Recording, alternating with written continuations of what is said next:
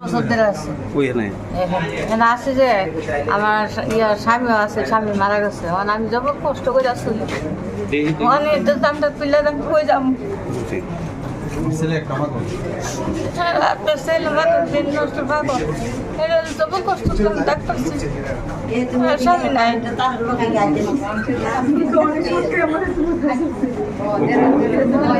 এখন কি নোটিশ পাঠাইছে আপনারে? কিটা নোটিশ পাঠাইছে? আমরা উঠে যাম, নোটিশ পাঠাইছে। আমরা কই যাম, কই মাথা বুঝাম, মাথা বুঝাবে তো টাকা লেগে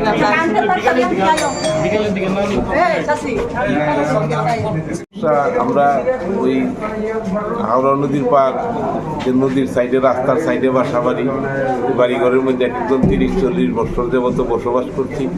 এই জায়গায় নিজের কোনো জায়গা সম্পদ নাই, যার কারণে আমরা নদীর পার বসবাস করছি। ওখানে রাস্তার কাজ চলছে, মেনটেনেন্সের কাজ চলছে, নদীতে ব্লকের কাজ চলছে। এই সমস্ত কাজ চলাকালীন রাস্তা পাস করতেছে। এই কারণে যে ডিএম অফিস থেকে নোটিশ করছে যে আমরা 7 দিনের ভিতরে এই জায়গা ছেড়ে দিতে দিব, তো আর নিলে অফিসে দেখা করতে দিব। তখন আমরা দীর্ঘ এত বছর এই জায়গাতে বসবাস করছি, আমরা নিজেরা তো কোনো জায়গা সম্পদও নাই, কারণ এই জায়গা সম্পদ ট্যাক্সের কাগজপত্র দিচ্ছে। অনেক কেউ আছে অফিসও, কেউ আইছে না এই পর্যন্ত, এমন আর কি। ওখানে যেহেতু আমরা নদীর পাড়ে আছি, আমাদের কোনো কিছু নাই, আমাদের ছেলে মেয়ে সব কিছুই আছে।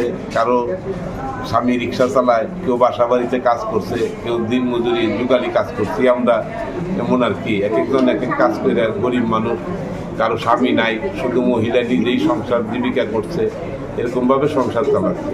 তো মানে আমাদের দাবি যে আমাদের একটা পুনর্বাসনের ব্যবস্থা যদি করে দেয়, তাহলে তো আমরা যে কোনো মুহূর্তে জায়গা ছাড়তে পারি। আর যদি তা না হয়, তাহলে আমরা একই দাবি করি যে আমাদেরকে মেরে ফেলে দেওয়া হোক, কিন্তু আমরা জায়গা ছাড়তে রাজি না।